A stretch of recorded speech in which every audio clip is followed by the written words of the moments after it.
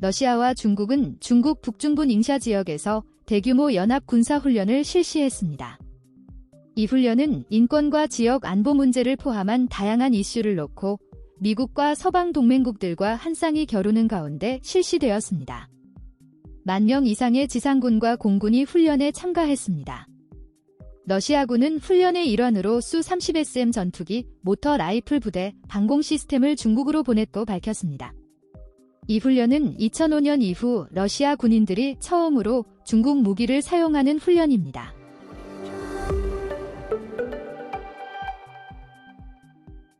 러시아 군인들이 중국군이 제공한 주력 전투 무기와 장비를 대규모로 사용한 것은 이번이 처음입니다. 남아시아 정세가 크게 변했을 때 주변국들의 지역 안보 유지를 위한 연합훈련이기도 합니다.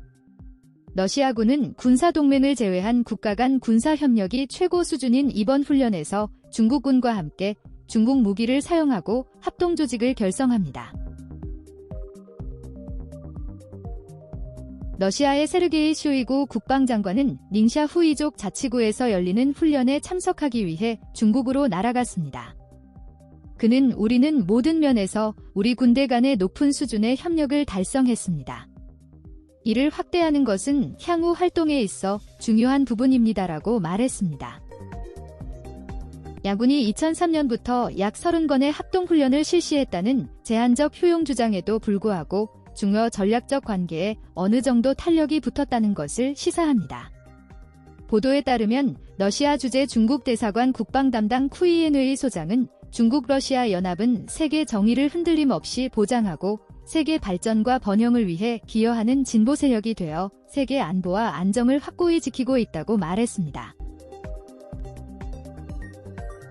훈련이 실시된 지역은 신장 동쪽에 위치한 중국 북서부 지역으로 중국은 위구르족과 이슬람 소수민족 100만 명을 테러와 극단주의에 반대하는 캠페인을 벌이고 있습니다. 이러한 구금은 소수 집단의 인권을 침해한다는 비판도 있습니다. 또한 신장은 아프가니스탄과 좁은 국경을 공유하고 있으며 중국 정부는 미군의 철수에 따라 탈레반이 아프가니스탄을 장악할 경우 폭력 사태가 국경을 넘어설 것을 우려하고 있습니다.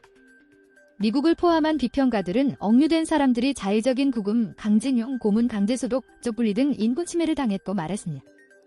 중국은 이 같은 주장을 부인하며 캠프가 분리주의와 테러리즘에 맞서고 경제 발전을 촉진하기 위해 설치된 재교육 센터라고 주장했습니다.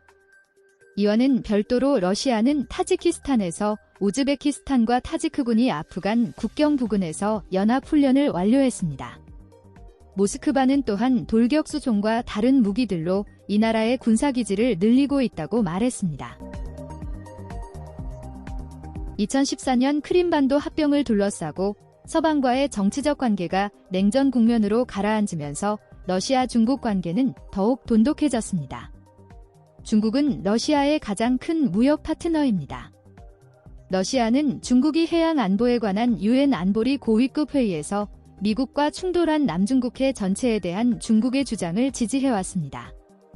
다른 한편으로는 중국, 대만과 아세안 회원국 브루나이, 말레이시아, 필리핀과 베트남이 분쟁 수역에서 중복된 주장을 하고 있으며 수십 년 동안 점점 더 긴박한 영토 대치 상황에 갇혀 있었습니다.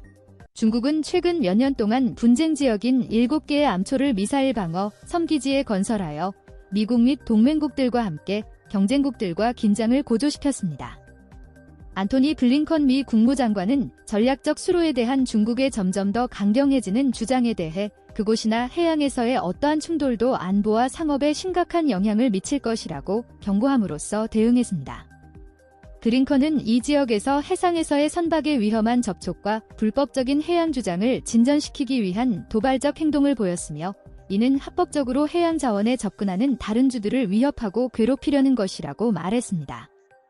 중국의 다이빙 차석대사는 미국이 남중국해 평화와 안정에 가장 큰 위협이 되고 있다며 안전보장이사회에서의 전적인 정치적 동기라고 비난했습니다.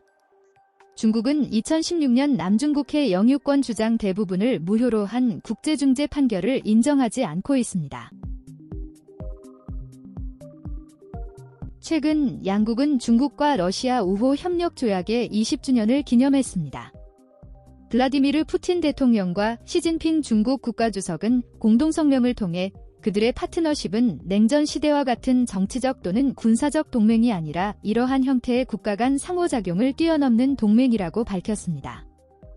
왕이 중국 외교부장은 양국은 세계 평화와 안보 유지를 위한 든든한 기둥이 될 수 있도록 전략적 공조를 계속 강화해 나갈 것이라고 약속했습니다. 이러한 최근의 훈련은 전쟁이 발발할 경우 미국이 인도양과 태평양이라는 두 대양에서 동시에 중국과 싸울 수 있는지 여부에 관한 측면에서 미군의 전투력을 시험하고 증강시키면서 중국을 저지하고자 하는 미국의 희망을 반영하고 있습니다. 물론 워싱턴의 일부 정치인들은 미국이 대만의 독립을 지지하지 않으며 갸오유 열도와 관련된 분쟁에서 미국이 지나치게 문제를 일으키지 않을 수 있다고 말했습니다. 하지만 정치와 군대는 다르고 분리되어 있습니다.